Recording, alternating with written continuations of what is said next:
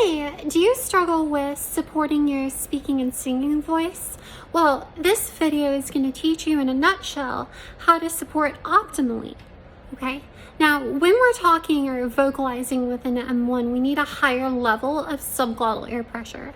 Now, we can determine how much subglottal air pressure we have by placing our finger up against our lips, and we puff our cheeks out like we're chipmunks.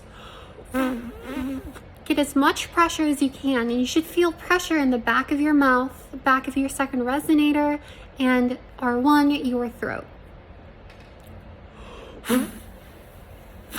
You should feel your rib cage immediately goes out.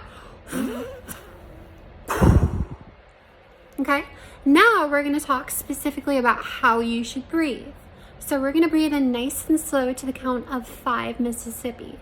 For this, we're going to lower our larynx, elongating our vocal tract.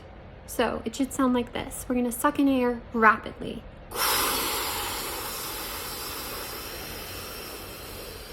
Now, one thing you'll notice is the rib cage expands horizontally. Now, in addition to that, the sternum also raises, and this is an important factor to keep in mind.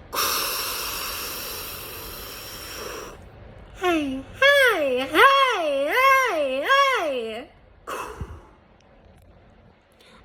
If this was helpful, be sure to like, comment, and subscribe. And if you want private lessons, head over to natfemvoice.com and I can help you.